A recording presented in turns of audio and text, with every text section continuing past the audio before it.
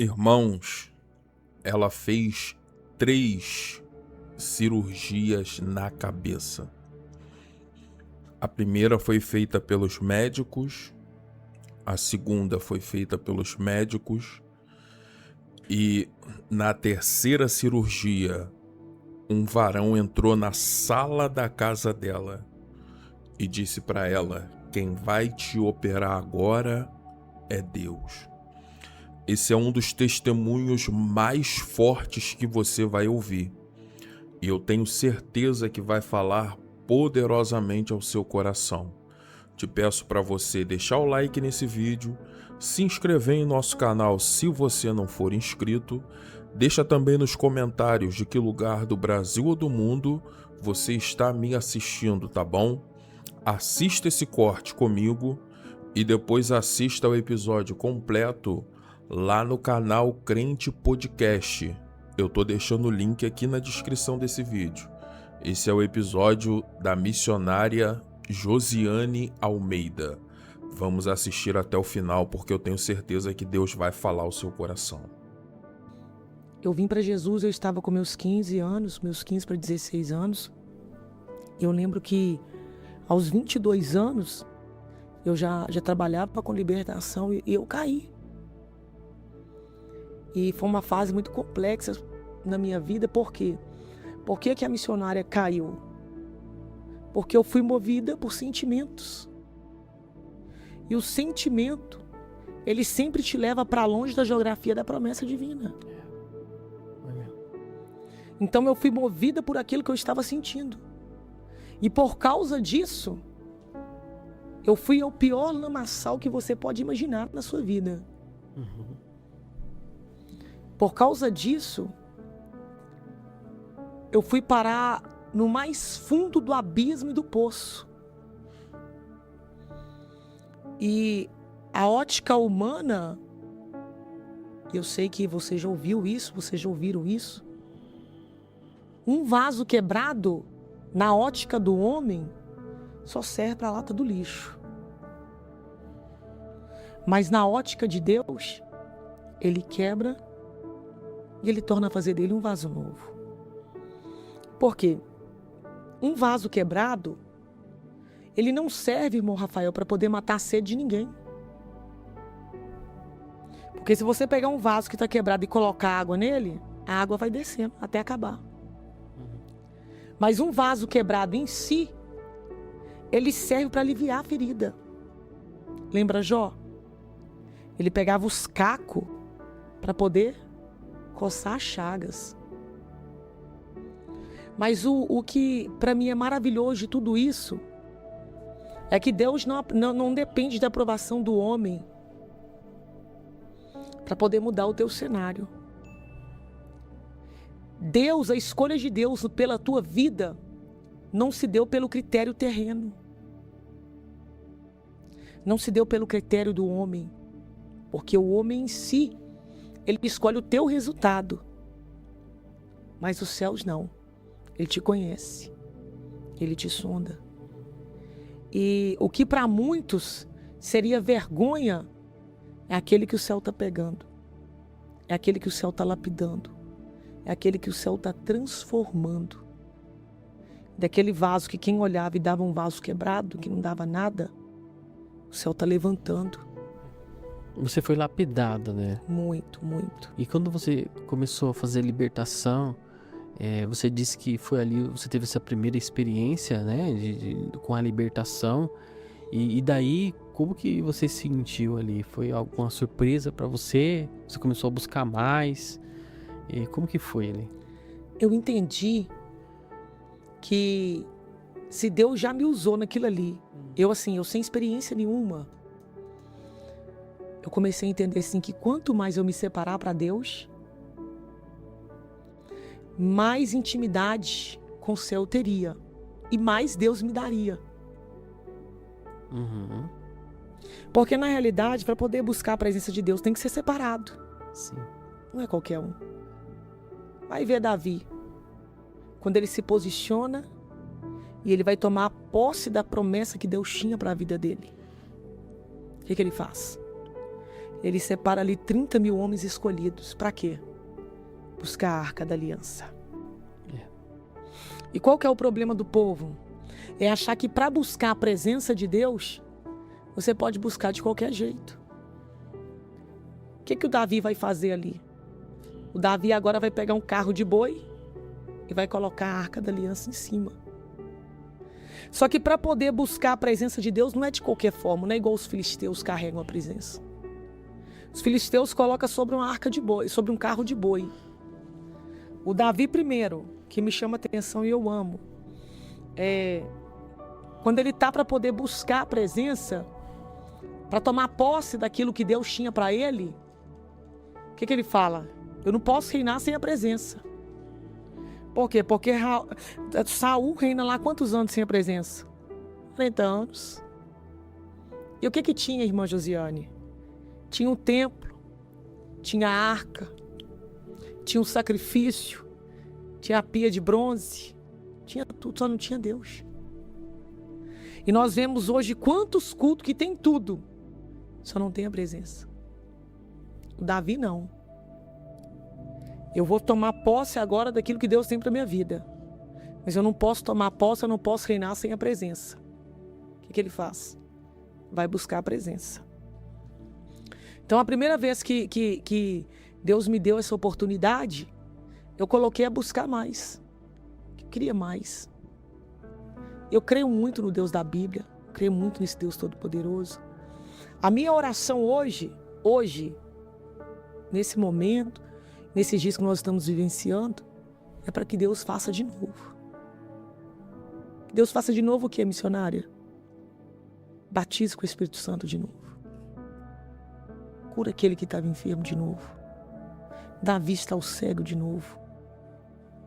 E não tem como nós vivermos isso se nós não formos separados por Deus. Separados para Deus. Se nós não formos, não tem como. Não tem como o céu trazer uma sensibilidade maior, porque eu costumo dizer assim, irmão Rafael, o que é o problema hoje da geração que nós temos vivenciado? Para nós buscarmos a presença de Deus hoje, nós precisamos nos separar do pecado. Por quê? Lembra Isaías 59? A mão do Senhor não está encolhida para que não possa salvar, nem os seus ouvidos tapados ou agravados para que não possa nos ouvir. Mas a nossa iniquidade, o nosso pecado, ele faz separação entre nós e Deus. Então, o que nos separa ali é o pecado. Se nós olharmos Salmo 51, por exemplo, o salmista vai dizer em um momento de dificuldade, um momento de queda, só pode tirar tudo que eu tenho, só não tira a presença.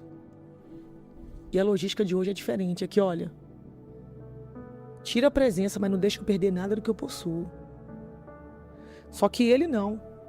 Tira tudo que eu tenho, só não tira a presença de Deus. E eu gosto muito da Bíblia. E nós vamos entender que o pecado em si, ele traz a lepra. Ele gera a lepra. E qual que é o primeiro sintoma que a lepra traz sobre a vida de alguém? A lepra, ela traz paralisia. Por quê? A lepra é o pecado. E aquela lepra, quando ela chega na vida de alguém, qual que é o primeiro sintoma dessa lepra? Paralisar o seu pé e a sua mão. Então, assim, quando uma pessoa cai nesse estágio, ela conseguia caminhar, hoje ela não caminha mais, ela tem dificuldade. E a lepra só vai se alastrando. Segundo, tira toda a sensibilidade.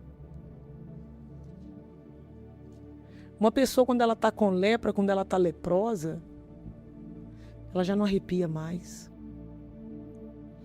Não que o arrepio seja o sinal da presença de Deus, mas ela já não é mais sensível à voz do Espírito Santo de Deus. Antes, só de chegar na casa de Deus, ela já chorava, ela já dobrava, ela já confessava. Não, a lepra não. A lepra, ela vai te deixando cada dia mais autossuficiente. Uhum. Então é isso aí que tem trago essa deficiência que nós temos visto hoje.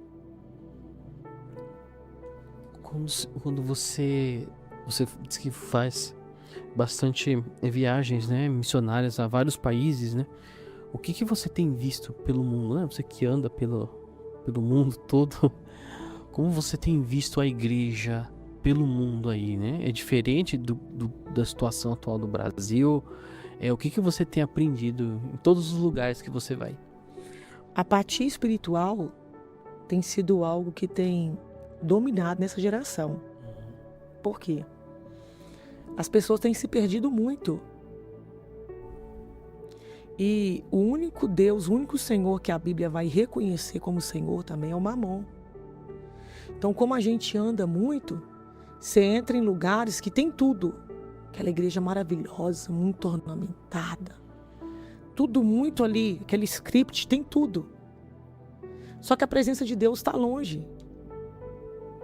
E as pessoas têm se perdido muito nisso. Então as pessoas têm se dobrado muito. Quanto mais eles acham que a presença de Deus ela vem através de eu obter mais riqueza, mas não. Não tem uma forma como uma receita de bolo de eu poder buscar a presença. Não. É só o joelho no chão. Jejum e oração. Só que as pessoas hoje, infelizmente, eu passo em muitos lugares, mas eles acham que pelo fato daquilo que eles têm, daquilo que eles adquirem, daquilo que eles possuem, que isso vai atrair Deus para eles e não vai. É totalmente o oposto. A minha Bíblia vai dizer, Tiago vai dizer no capítulo 5, no versículo 16, que uma oração feita por um justo pode muito seus efeitos. O salmista vai dizer no Salmo 51, que um coração quebrantado e um espírito contrito Deus não rejeita. Então, assim, independente, as pessoas acham assim, que pelo carro que elas dirigem, o condomínio que elas moram, a igreja, a empresa que eles supervisionam, que isso aí vai atrair Deus para eles. Não vai. É só um coração quebrantado e um espírito reto para poder atrair a presença de Deus. E nos países que você vai, você também vai em presídios ou não? É só no Brasil? Os presídios fora do país, eles são bem diferentes. Alguns pastores me dizem que é igual um hotel mesmo. Como se você estivesse ali privado de liberdade dentro de um hotel. E a gente não pode entrar assim, é mais difícil para poder entrar. Agora os presídios aqui, eu já passei em vários presídios. E o REMP é um para ser todos, o REMP é uma ordem que tem que ser seguida em todas as diretrizes. Mas a gente vê... Você vê de tudo dentro dos presídios.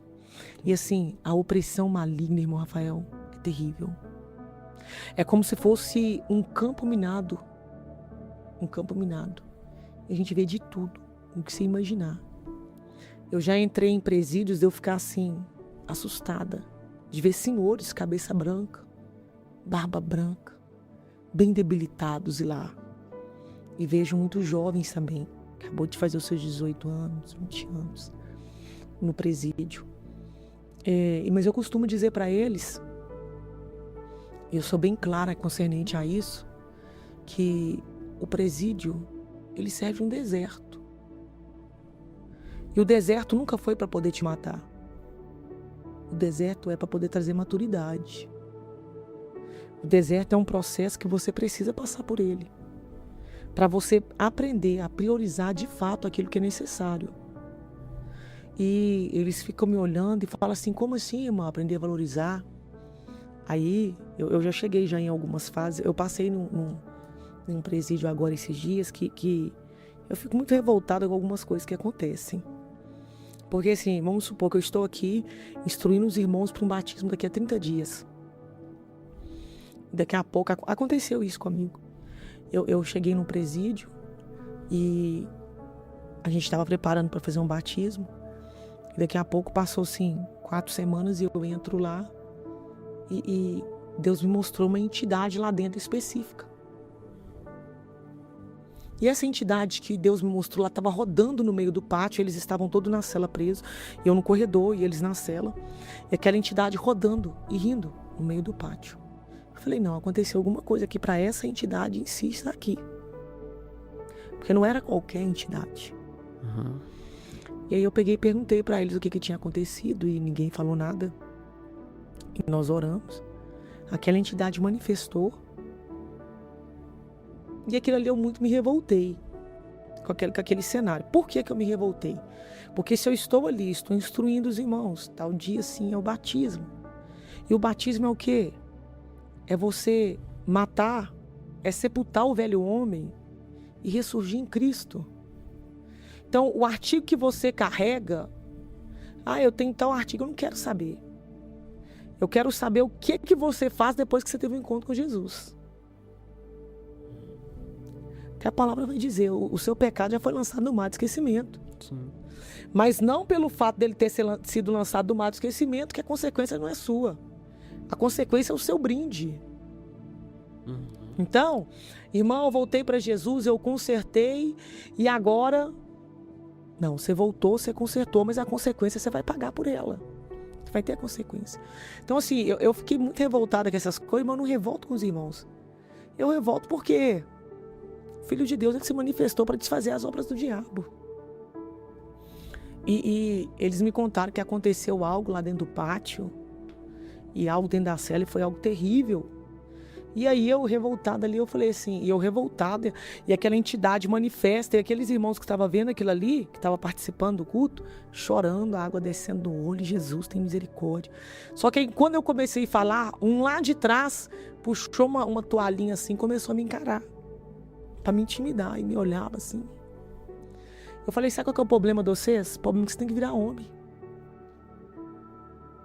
Só que eu estava dentro de um presídio masculino, então assim...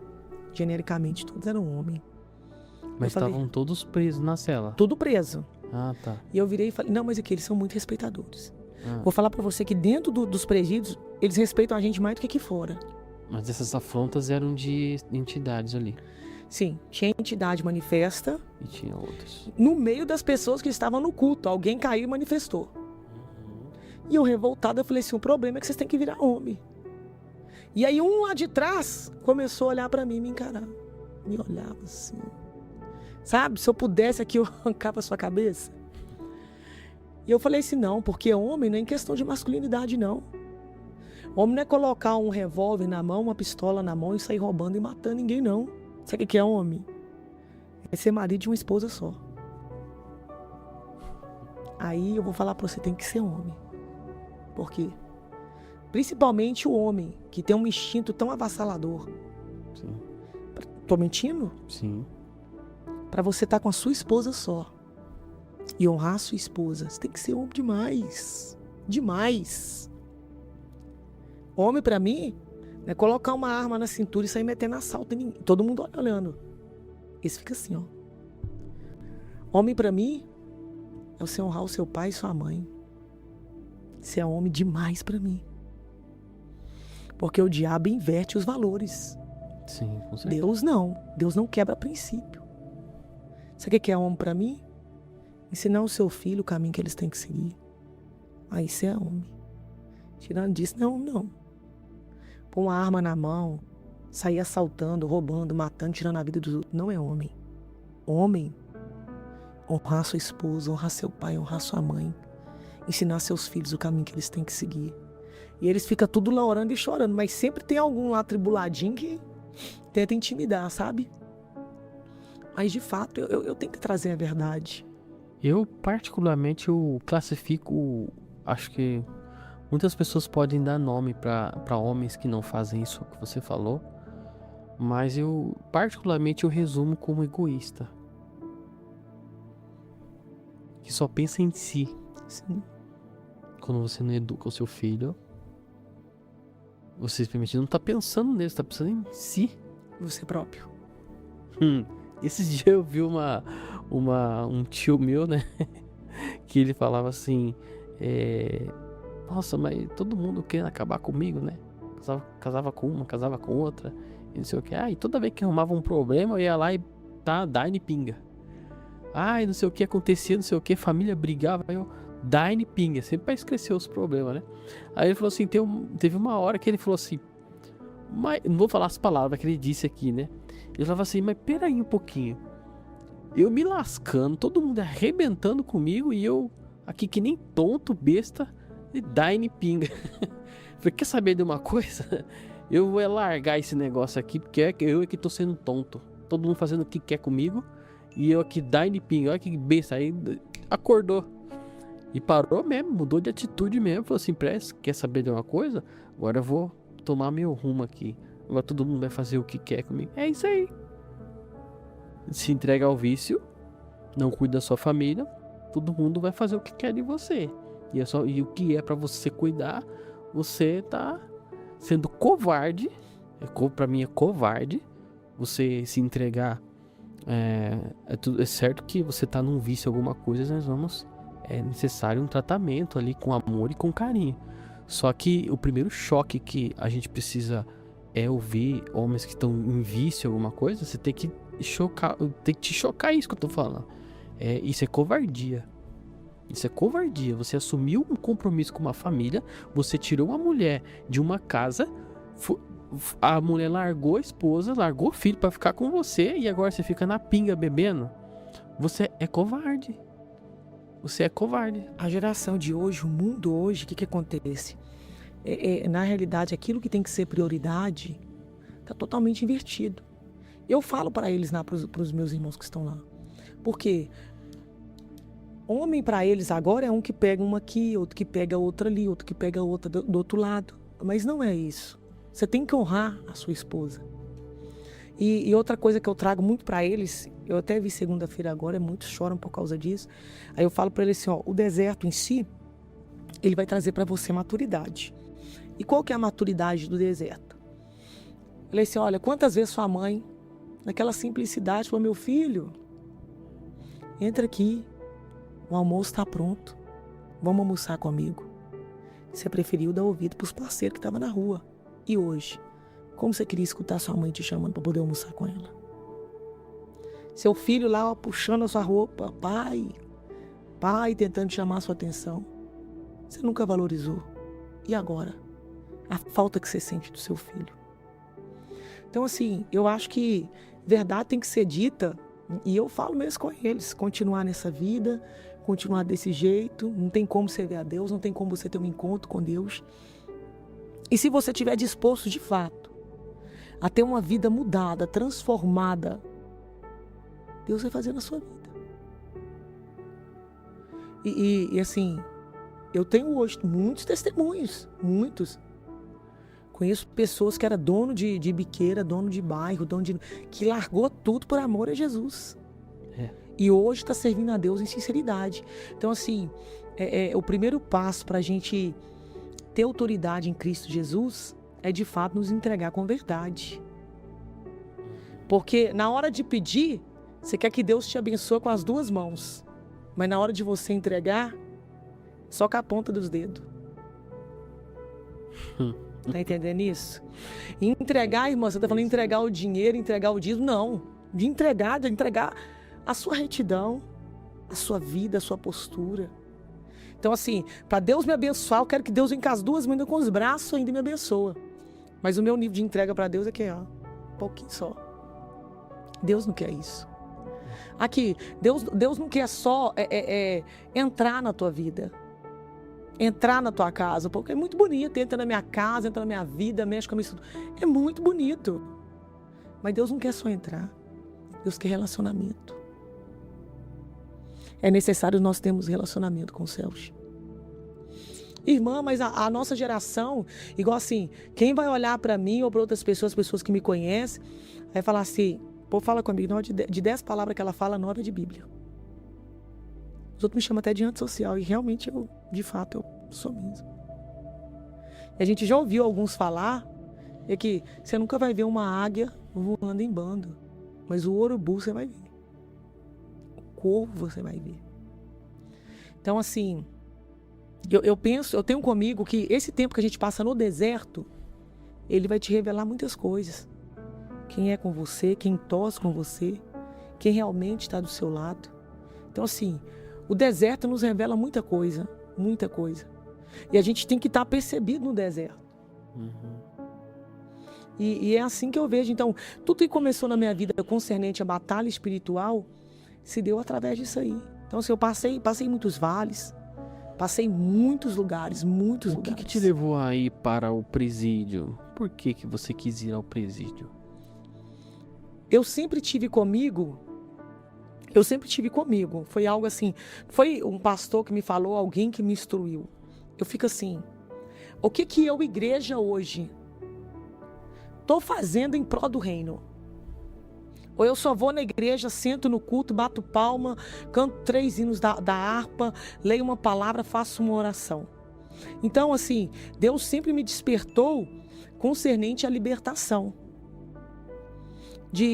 Por mais que eu não possa, de repente, em outros países, outros lugares, mas eu posso interceder pelo irmão que está ali, posso interceder pelo vizinho que está do meu lado, por alguém que trabalha comigo, por alguém que está comigo. Então, assim, começou desse fato. E aí aconteceu do meu filho ser preso. E quando aconteceu nesse quesito do meu filho ser preso, eu tenho um filho só, na realidade, é o meu único filho. Eu criei ele sozinha desde que ele tinha 8 meses de nascido. Então, pelo fato dele ter sido preso, aí me despertou assim com mais veemência para eu poder estar ali, ardeu dentro do meu coração para eu poder estar ali. Então, assim, começou eu nas visitas dele, que eu ia na visita familiar. Antes, quando eu via assim que faltava, vamos supor, meia hora para acabar a visita, eu chamava ele e falava assim, meu filho, começa a bater palma aí no meio do pátio e chama a atenção de todo mundo, para eles poderem olhar para você, que aí eu começo a falar. Aí meu filho falava assim, de jeito nenhum, mãe, você é doida? Faço isso mesmo. Aí eu começava a bater palma e de repente todo mundo começava a olhar para mim e eu falava assim, ó, que o Deus de Abraão, de Isaac e de Jacó possa fazer o sobrenatural acontecer na tua vida. Eu quero orar por você nesse momento.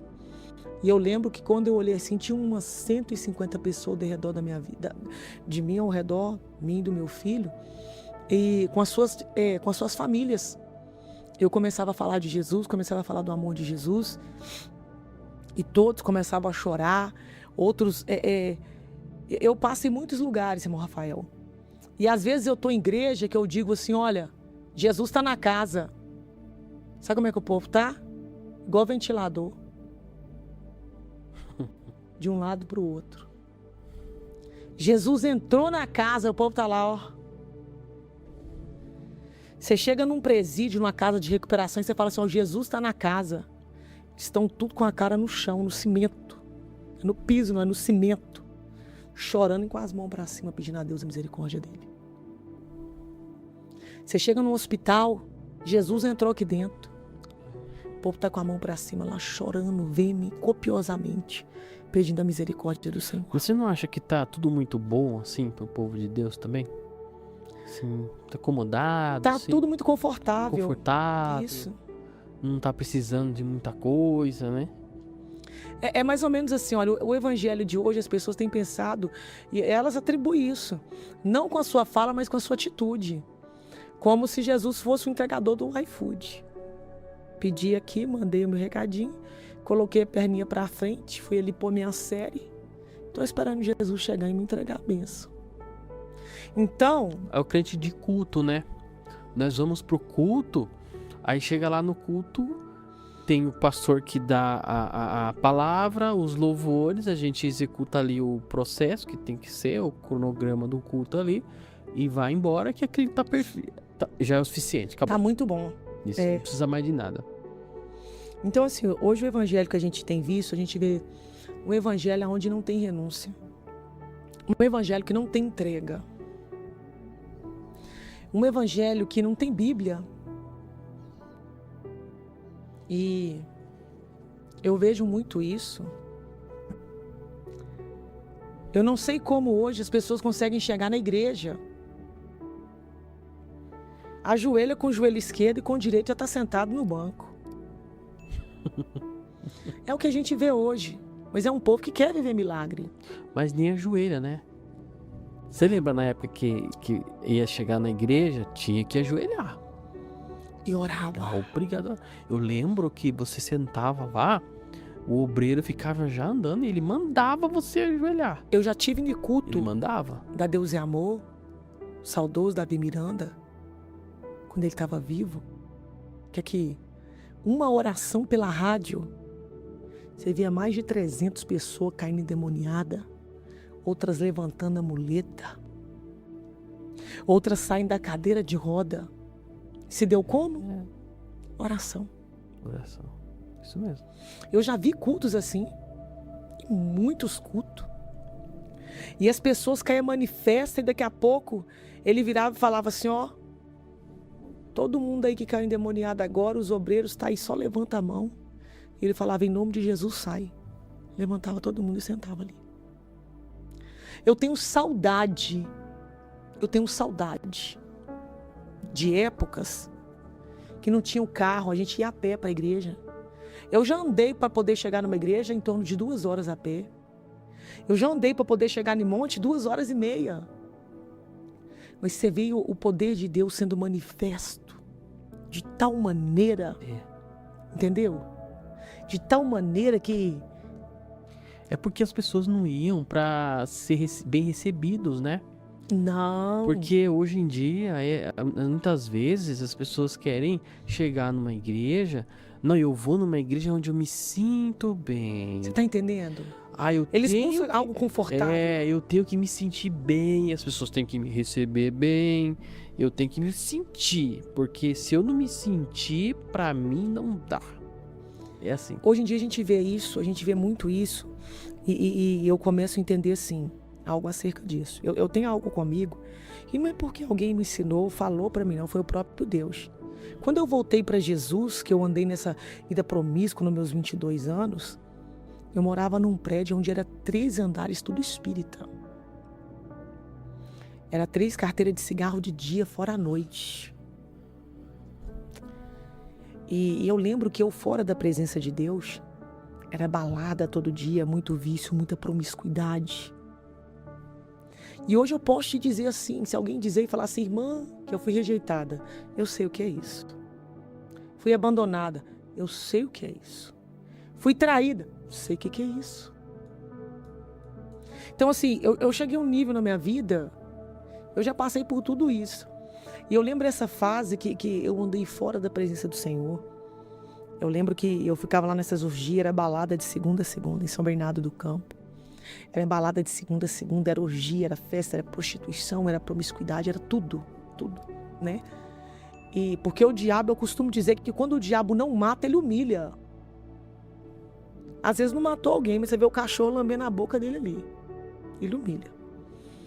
E eu lembro que eu tava assim numa balada e daqui a pouco eu tô lá olhando pro espelho, lá aquela coisa toda. E um espírito de pombagira se materializar naquele espelho e vir conversar comigo. Onde eu tá sentada com alguém assim no barzinho, a pombagira entrar em alguém lá e vir conversar comigo. E eu ali, cheia de demônios, sem autoridade nenhuma. Eu lembro que um belo dia, eu naquele vício ali o dia inteiro, aquela promiscuidade o dia todo. E quando chegou a noite, eu tava com uma amiga minha e eu falei pra ela assim, ó, eu escutei uma voz aqui agora e Deus falou pra mim, vai pra igreja. E ela falou assim, Josi, você tá louca? Você tá na brisa da noia. Você vai pra igreja? Eu falei, não vou. Deus falou que comigo agora.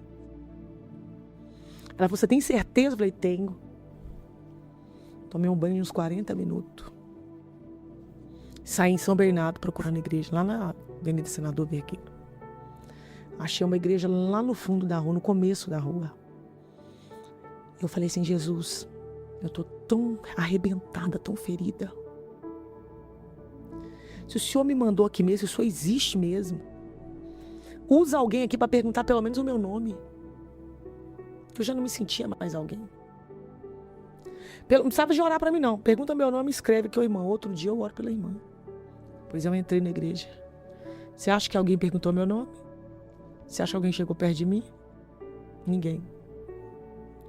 Mas ainda assim, só de eu ouvir aqueles louvores ali, eu chorava. E eu chorava. Eu chorava. Ia no banheiro, limpava o rosto, limpava o nariz, voltava pro culto e chorava. Foi assim que eu voltei para Jesus. E nisso aí, eu comecei a ouvir a Avenida do Estado, Deus é Amor, de madrugada. Eu estava lá do lado e eu comecei a ouvir naquele celular de radinho bem antigo.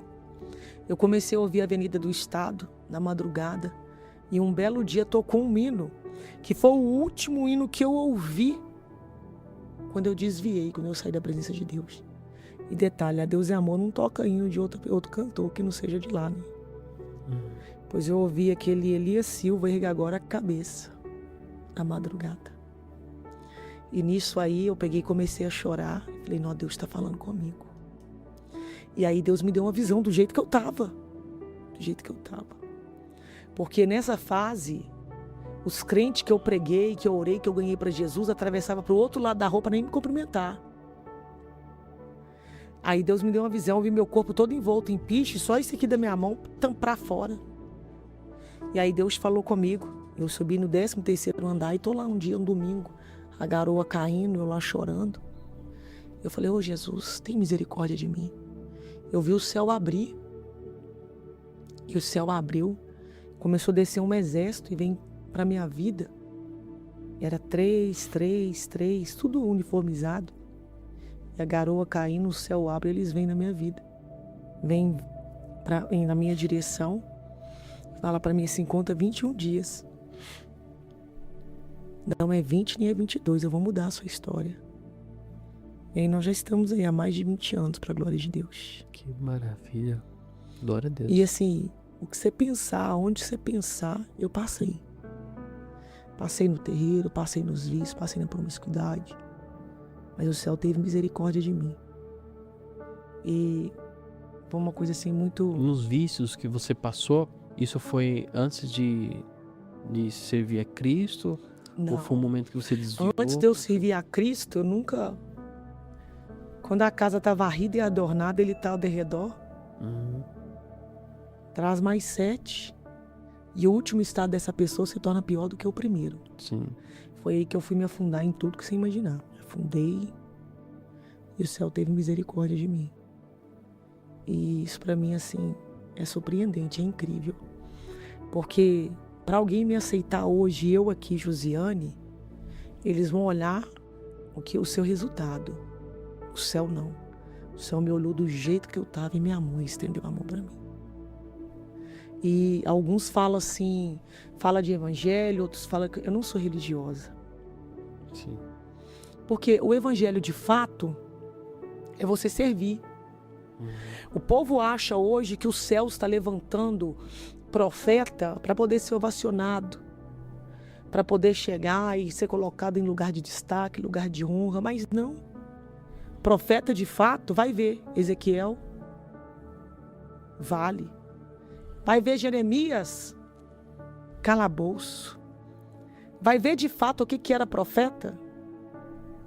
Você está entendendo que o profeta de hoje, você tem que me receber, me colocar num hotel de luxo, numa coisa muito luxuosa, num altar, ser ovacionada? Não. Lembra Jesus na mesa? Última ceia, a bacia estava lá, a toalha também. Todos estavam reunidos. E por que ninguém pegou a bacia para poder lavar os pés? Porque aquilo ali era para fazer quem fosse o menor. E ninguém se considerava o menor. Jesus vai lá agora e pega a bacia e pega a toalha. Ele mostra o que é o evangelho. O evangelho não é ser servido. O evangelho é você servir. O que é evangelho? Estender a mão para quem está caído. Suprir a necessidade daquele que está desprovido. Isso é evangelho. Evangelho imaculado, qual que é? Viúvas, órfãos e estrangeiros. Você trabalha nas redes sociais, você tem o seu Kawai, Instagram, Facebook, YouTube, e você está sempre lá fazendo suas lives, né? Sim. Me conta um pouquinho do trabalho que você faz nas suas redes sociais, principalmente no YouTube lá. Lá no YouTube é o canal oficial, é o YouTube. Uhum. É onde todos os dias você vai me ver lá ao vivo. Lá no YouTube, todos os dias, eu costumo dizer assim, olha, o meu canal não é um canal de batalha, não é um canal de peleja, não é um canal de disputa, como a gente vê em várias outras plataformas. É um canal de oração e de Bíblia. Uhum. Até porque quem peleja por mim, quem peleja por nós, não somos nós, é o Deus Todo-Poderoso. Uhum.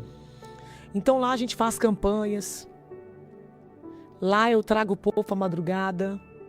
Aconteceu de eu estar lá à meia-noite, 1h da manhã, com 1.000 pessoas ao vivo só no YouTube, fora as demais redes sociais. Uhum. Então, assim, todo dia eu trago uma palavra de Deus. Eu quero impulsionar aquele povo a orar, a ter vida com Deus, mesmo diante de toda fraqueza, a buscar libertação em Cristo Jesus, em saber que Jesus é o mesmo ontem, é o mesmo hoje, é o mesmo eternamente. Quem mudou fomos nós. Então, eu sempre trago às pessoas assim, o que me chama atenção no YouTube, temos o WhatsApp da oração. Se eu te mostrar os áudios das pessoas que eu recebo ali, são pessoas que não sabem nem falar, sem instrução, sem ensino. Porque você tem muito seguidor de verdade. Você tem espalhado aí 2 milhões de seguidores. É muita gente, principalmente no Kawaii ali. Eu fico impressionado com a quantidade de pessoas que te acompanham. Porque nós vemos que são pessoas que têm sede de verdade, de uma oração, de buscar, de ler a palavra, não é isso? Eu entendi algo pela palavra de Deus. Lucas capítulo de número 5 vai nos falar um texto muito conhecido, a pesca maravilhosa. E se você olhar o versículo 1, vai nos dizer assim que Jesus ministrava a multidão. A multidão apertava Jesus a ponto que Jesus vai ficar entre a multidão e o mar de Genezaré, que era o mar da Galileia. E por que a multidão aperta Jesus? E o texto vai nos responder. Porque eles queriam ouvir a palavra de Deus. Eu posso te dizer mais textos e textos pelo Espírito Santo. Lembra quando Filipe, em Atos dos Apóstolos, é arrebatado? Jesus leva ele até o eunuco. E o que o céu vai falar para ele? O que o Senhor vai falar para ele?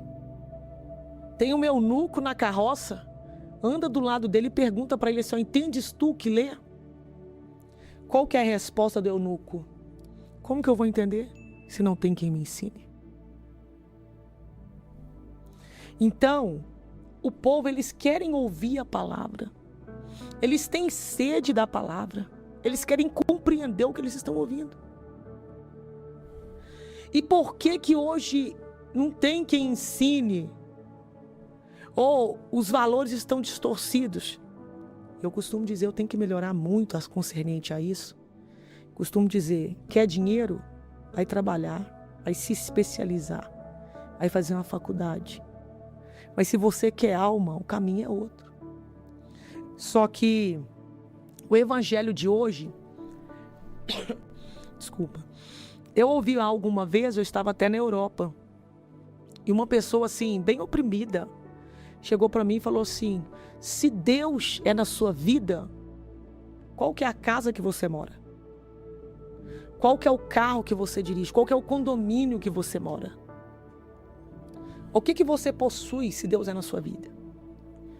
E eu virei e falei assim: minha irmã, nem tudo que a terra está aplaudindo, o céu está aprovando, não. Que dia que a presença de Deus é denotada pelas coisas que eu adquiro e que eu possuo? Vai ver heróis da fé. Teve gente, Peregrino, por exemplo, o que ele ganhou do pai dele? Um livro e uma colher. Martim Lutero pediu esmola para poder custear os seus estudos. Depois que o pai dele veio ter uma posição melhor para funilaria. Então as pessoas têm denotado a presença de Deus e a aprovação divina por aquilo que você possui. Mas não é isso. Não tem nada a ver com isso. Então as pessoas assim, se ela tem um carro do ano, Deus é muito na vida dela. Não, irmãos. Aquilo ali você está alcançando o que é da terra, eu quero ver se alcançar o que é do alto. Eu não quero ser conhecida na terra. Eu preciso ser reconhecida nos céus. Verdade. Houve um tempo na minha vida, e eu costumo dizer assim que foi o momento mais complexo na minha vida. Eu sempre pautada na palavra de Deus, esperando no Senhor. E às vezes a gente pensa que no caminho da promessa, na presença de Deus, tudo vai dar certo na vida da gente e tudo vai bem. E houve um tempo na minha vida, eu trabalhava, eu sempre trabalhei, e eu queria agora engravidar. Comecei a fazer todos os exames. E aí, ao invés de eu descobrir que eu engravidaria, a médica virou para mim e falou assim: olha, tem um tumor no seu cérebro. Esse tumor está grande e ele tem que ser operado. Por quê? Ele está comprimindo a sua visão óptica. Então, se ele crescer mais um pouco e comprimir mais, você vai perder a sua visão e é irreversível, porque é de dentro para fora. E eu ouvi aquilo ali, o meu chão saiu de debaixo dos meus pés. Eu lembro que eu sentei na rua e comecei a chorar muito. Falei: Senhor, eu prego a tua palavra, eu prego no presídio, eu prego em casa de recuperação e hoje a minha situação é esta. E foi uma fase muito complexa na minha vida, muito difícil na minha vida. E eu sempre orando ao Senhor. E em janeiro de 2012, eu realizei a primeira cirurgia na minha cabeça. E o Deus dos céus me deu graça nessa cirurgia. E quando eu pensei agora, Rafael, que estava tudo bem, que estava tudo dando certo para mim, no mesmo ano de 2012, o médico vira para mim e fala assim: Josiane, o tumor voltou a crescer. E quando ele vira e fala assim, o tumor voltou a crescer, ele fala assim: olha, vai ter que abrir a sua cabeça de novo. Eu me desesperei e eu falei: Senhor. Só que nós sabemos que no caminho da promessa sempre vai ter urso, sempre vai ter leão, sempre vai ter gigante, sempre vai ter Doeg. Quem que é o Doeg? É aquele que vai levantar calúnias, que vai levantar inverdade contra a tua vida. No caminho da promessa sempre vai ter um Ziba que vai te amaldiçoar. Um Ziba que você ajudou, comeu na tua mesa e vai ser o primeiro a levantar contra a tua vida. E eu continuei confiando no Senhor. Falei: Deus, tem de misericórdia de mim. E em setembro de 2012 eu faço a segunda cirurgia na minha cabeça. Então eu pensei assim: tá tudo bem, tá tudo resolvido, deu tudo certo. E quando agora, na altura da Covid 2019, em outubro de 2019, o médico vira para mim e fala assim: olha, vai ter que abrir a sua cabeça de novo. Pela terceira vez. Por quê? O tumor voltou a crescer. Só que essa fase para mim foi tão difícil, Rafael, tão difícil, porque o meu filho estava preso. Meu único filho, ele estava preso a 3 horas de distância da minha casa. E nisso tudo, a próstata do meu pai aumenta, a urina, ao invés de descer, a urina sobe. Insuficiência crônica renal. O meu pai veio a pesar 49 quilos, usar fralda, pressão 23/11. E o médico vira para mim e fala assim: Josiane, o tumor na sua cabeça voltou a crescer. Vai ter que abrir a sua cabeça de novo. E eu fiquei sem chão e eu falei: Senhor, como que vai ser?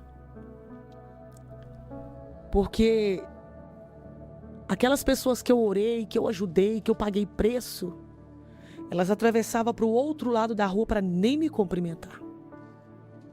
Os outros que eu amei, que eu lutei em oração, falavam assim: ela vai morrer com a cabeça comida por um câncer.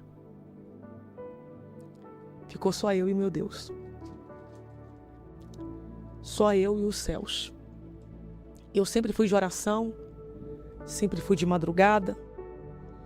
E no dia que antecedeu a essa cirurgia, era no dia 17 de outubro, virando já para o dia 18, eu dobrei o meu joelho na minha sala e fui clamar ao Senhor.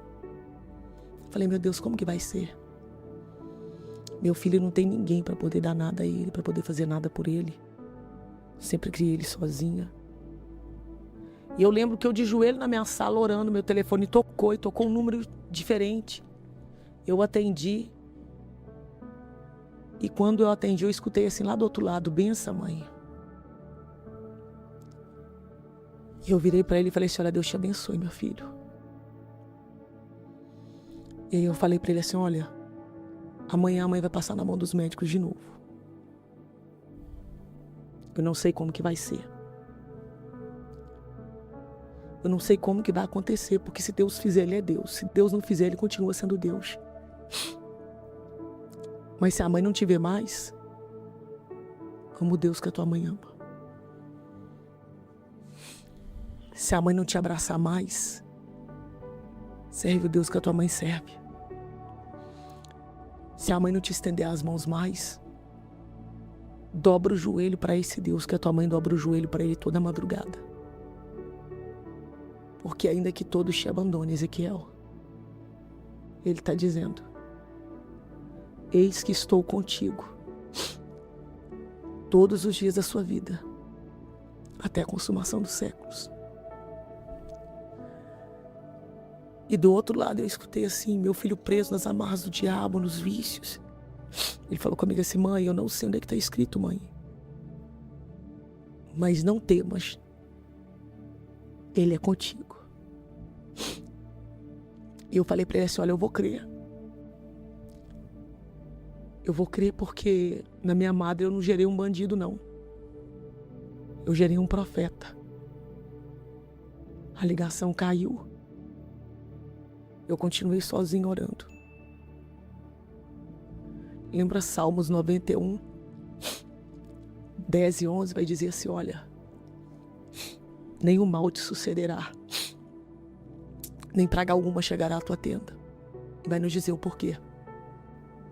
Porque aos seus anjos o Senhor dará ordem ao teu respeito para poder te livrar e te guardar em todos os teus caminhos. Eu continuei de joelho dobrado na minha sala.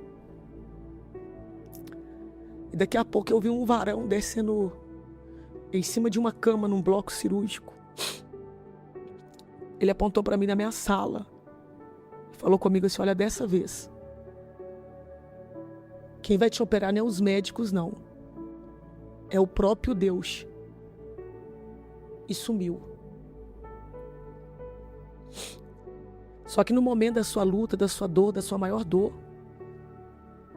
a gente tem dificuldade de crer naquilo que o céu está nos dizendo. E eu comecei a falar assim: Senhor, se é o Senhor mesmo que está falando comigo, por que esse anjo não estava com as vestes brancas resplandecentes e ele estava com uma couraça avermelhada no peito? Eu comecei: Senhor, por quê? Por quê? Por que esse anjo estava desse jeito? E o Senhor falou para mim assim: olha, é porque enquanto você estiver de joelho dobrado aqui, ele está guerreando nos céus, para que você viva o sobrenatural e o teu milagre aí. E aí, diante disso, eu tranquilizei a minha alma. 18 de outubro de 2019, 11h30 da manhã, eu estava dentro do hospital internada já. Quando foi 12h44, eu estava dentro da sala de pré-cirurgia. O que é essa sala? Toda hora chegava alguém com a cabeça aberta, eu entendendo que eu era a próxima. Toda hora vinha um numa maca, com a cabeça aberta. Eu sabendo que daqui a pouco eu estaria ali. 1h da tarde eu estava dentro do bloco cirúrgico. 7h50 da noite eles me acordaram dentro da CTI. Lúcida. Dieta liberada. Orando pelo grupo de enfermagem. Tomei banho sozinha. Equipe de otorrino, sem saber que recuperação era essa.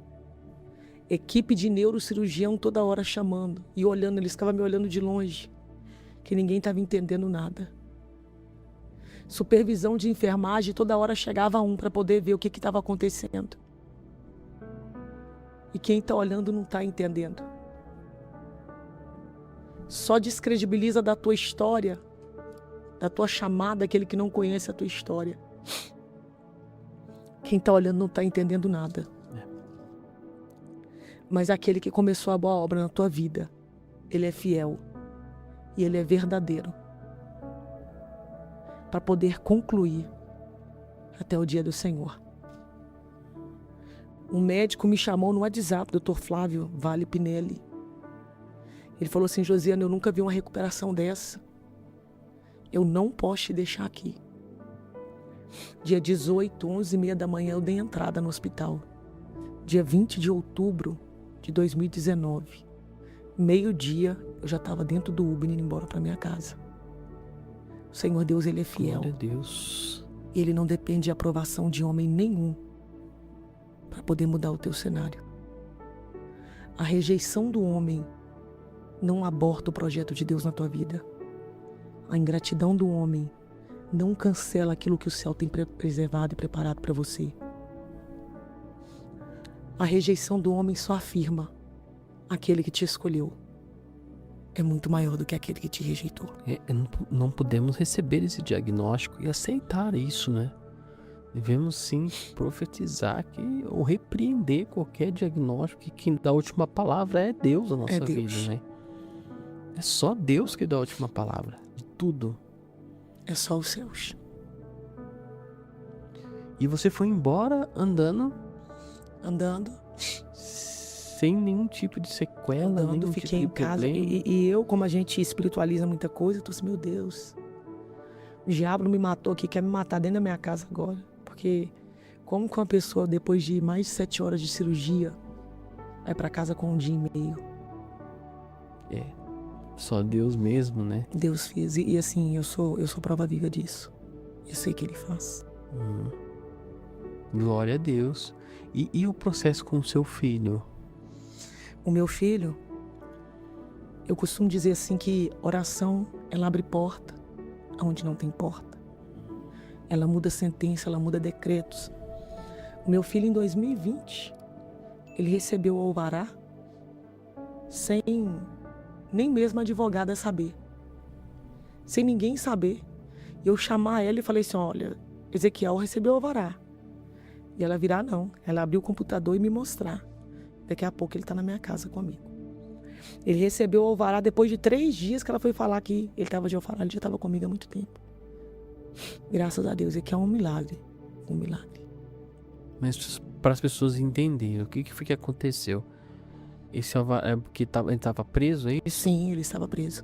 Ele estava privado de liberdade. E o que levou ele a ser preso? Muito jovem. E se a gente for olhar hoje, a maioria dos jovens é o 33, né? O tráfico. Más companhias, más amizades. Culminou a isso, né? Acabou a isso. Mas o céu trouxe e eu já passei muitas coisas. E você tem quantos filhos? Eu tenho um só. Ah, é só ele. Já passei muitas coisas difíceis. Eu já passei Natal com meu filho dentro de um hospital, todo arrebentado, cabeça aberta, dia 24 de dezembro. Eu lá chorando, ele todo machucado. Isso, quantos anos ele tinha quando foi preso? 18, assim que ele acabou de fazer 18 anos. 18 anos. Assim que ele fez 18 anos. Deve ter sido... Não, é muito difícil. Desastroso, eu costumo dizer assim, né, olha... pra você, né? Quem sofre mais é a mãe.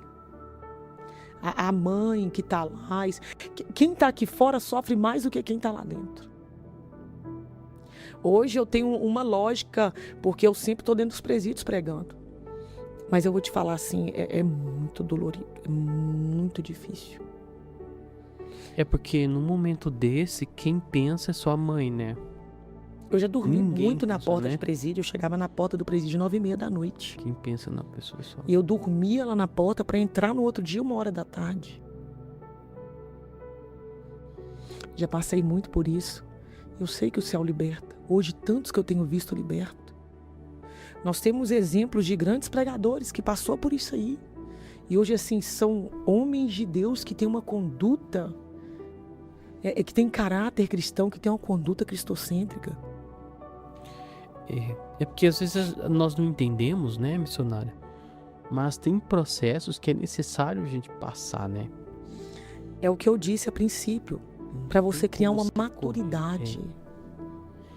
Uma maturidade É claro que não é esse o propósito que Deus quer para ninguém. Mas às vezes Deus conhece o coração das pessoas. Ele fala assim, ó, Deus conhece lá na frente o futuro. Vai ter que passar por isso. Sim.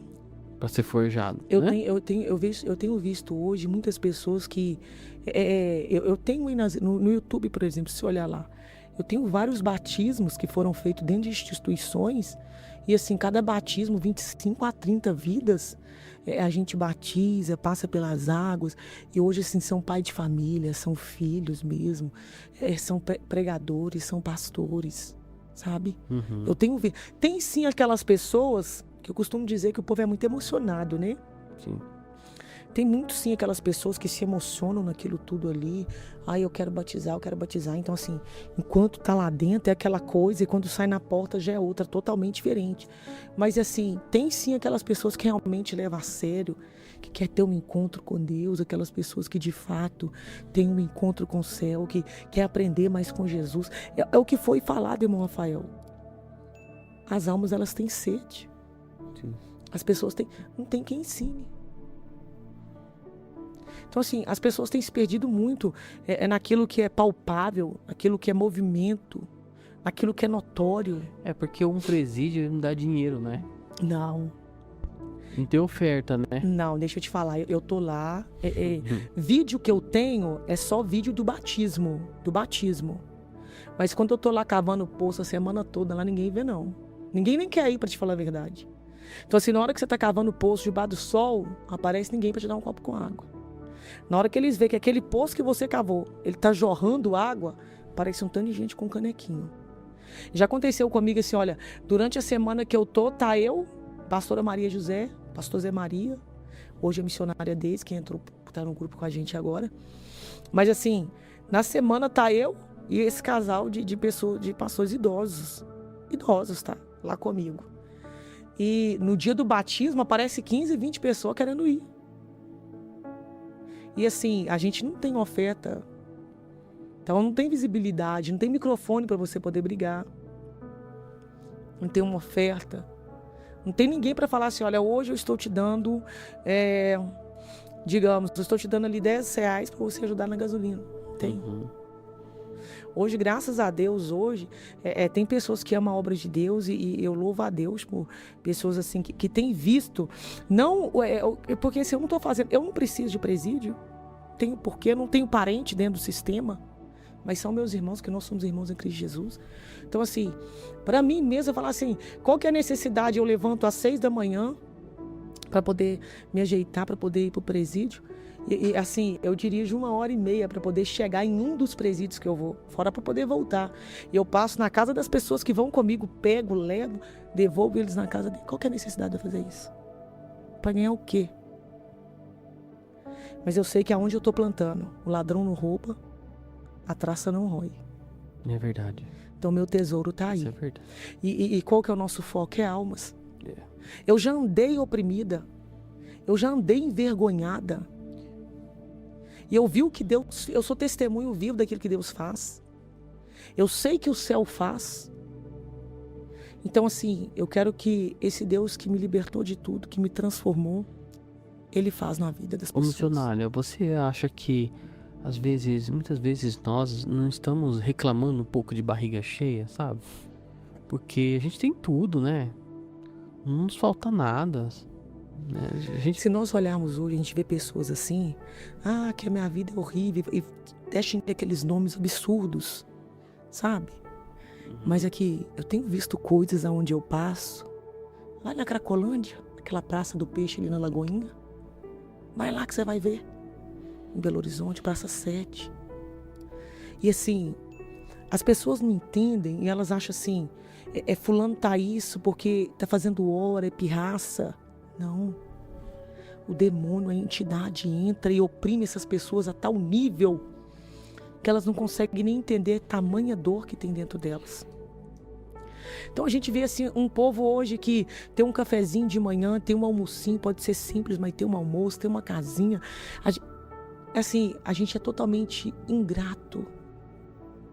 E às vezes você está pensando que a sua vida está horrível, tem tantas pessoas muito pior do que você. É que, como eu, já fiz trabalho, eu faço tratamento oncológico por causa desse tumor no meu cérebro.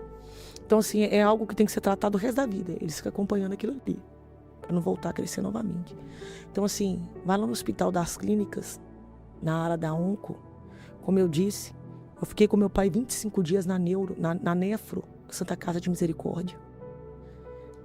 Problemas relacionados a rim, pessoa vai cortando, tira um dedinho, daqui a pouco mais um pedaço do dedo, daqui a pouco o pé, daqui a pouco um pedaço do pé, daqui a pouco um pedaço da perna, daqui a pouco a canela. Eu vi isso lá, daqui a pouco tá no cotoco da perna. E as pessoas aqui reclamando de quê? que a vida tá ruim. Vai ver as pessoas que passam na hemodiálise 4 horas, 3 vezes por semana. E que às vezes não tem mais veia para poder pegar. Coloca um catéter, perdendo a sua vida, sucumbindo em medicamentos, em hospital.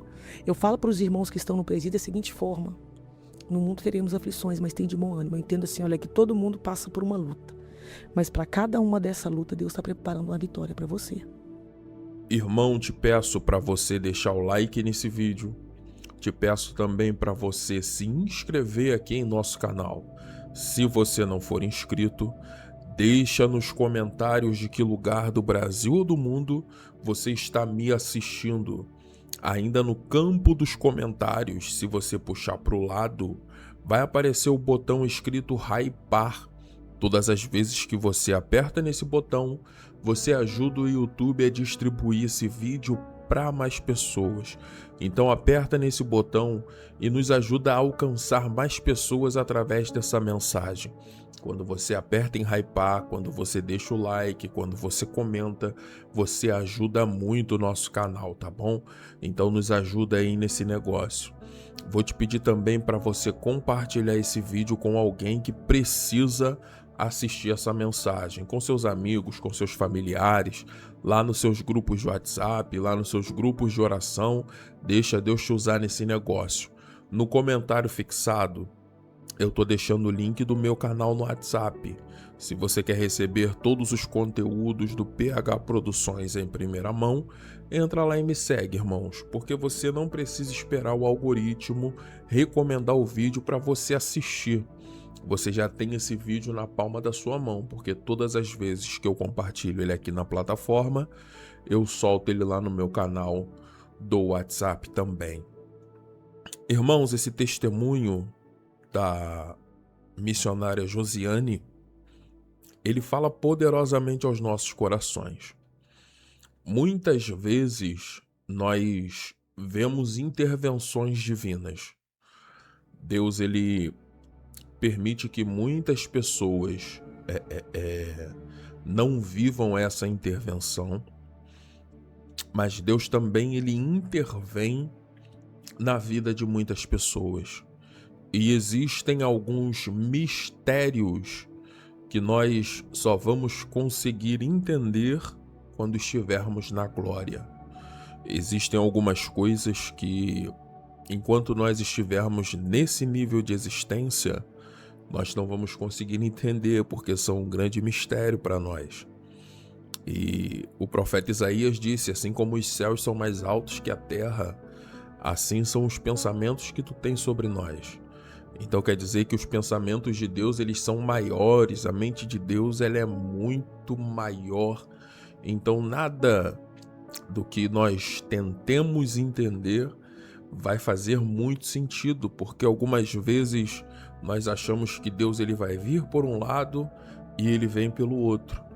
Então quando nós ouvimos o testemunho da missionária Josiane, nós entendemos que Deus ele é poderoso, irmãos. Ele faz coisas impossíveis acontecerem ainda nos nossos dias. Deus ele pode intervir na tua saúde e fazer aquilo que para você é impossível, aquilo que não está ao seu alcance.